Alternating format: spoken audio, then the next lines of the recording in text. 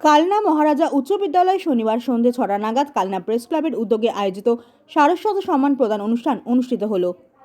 কালনার সরস্বতী পুজো উপলক্ষে 22টি বিভিন্ন বিভাগে শ্রেষ্ঠদের পুরস্কৃত করা হয় এদের শনিবার। হাজির ছিলেন রাজ্যের মন্ত্রী স্বপন দেবনাথ, ইংলিশ চ্যানেল জয়ী সাঁতারু সায়নী দাস, সমাজসেবী সুশীল মিশ্র সহ বিশিষ্টজনেরা।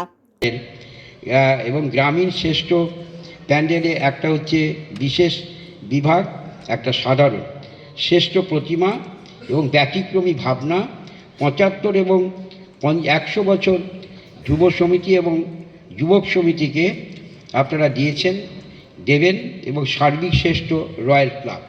ভাবনার মধ্যে সব কিছু আছে: প্রতিমা, সাবেক উপকরণ, প্রতিমা শিল্পী, প্যান্ডেল, সাধারণ প্যান্ডেল থিম, তারপরে আলোকসজ্জা, পরিবেশ, প্রতিমা বিশেষ বিভাগ, এগুলো সব করেছেন। তো আমরা থিমের পুজো করছি। সুশীলবাবু আসল থিমটা বলেছেন, জ্ঞান বিদ্যা বুদ্ধি সরস্বতী দেয়।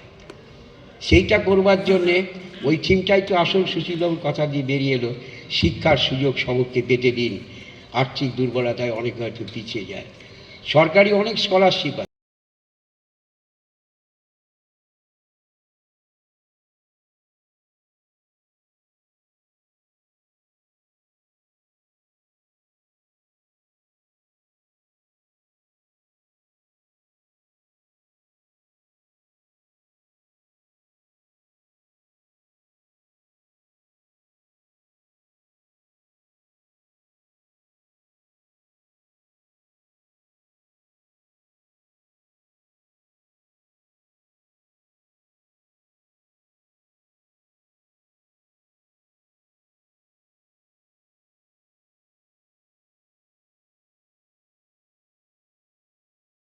প্রথমে অন্তত সরস্বতী পুজো এটা একটা আমাদের খুবই প্রাউড ফিল করি। যখন বাইরে পড়তে যেতাম বা এখন যখন কলকাতায় থাকি, যখন শুনি যে কালনার 108টা শিব মন্দির বা এই কালনা সরস্বতী পুজো, এগুলো শুনলে সত্যি কালনাভাষী হিসাবে গর্ববোধ করি এবং অবশ্যই আশীর্বাদ করবেন। আমিও কালনার নাম চেষ্টা করছি বিশ্বের মঞ্চে নিয়ে যাওয়ার। 4বার চেষ্টা সফল হয়েছি, বাকি রয়েছে সপ্তসিন্ধুর যে 4টি চ্যানেল।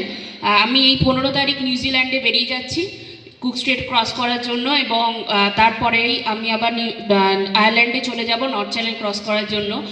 এখানে অনেকেই আছেন, গুরুজনেরা আশীর্বাদ করবেন ভারতের জাতীয় পতাকা যেন উড়িয়ে আসতে পারি। এবং আরও একজন মানুষ আছেন, অবশ্যই আমার বাবা মা তো সবসময় আমার পাশে আছেনই, একজন আছেন সুশীল মিশ্রবাবু। উনি যেভাবে আমাকে মেন্টালি সাপোর্ট দেন, সত্যি লকডাউন টাইমে হয়তো আমি সাঁতার ছেড়ে দিতাম, কিন্তু যেভাবে উনি মোটিভেট করেছেন, যার জন্য আজকে আমি সপ্তসিন্ধু পার করার স্বপ্নটা চালিয়ে যেতে পারছি। এখানে উপস্থিত আছেন অনেকেই, আশীর্বাদ করবেন ভালোভাবে যেন সাকসেসফুলি ক্রস করে আসতে পারি।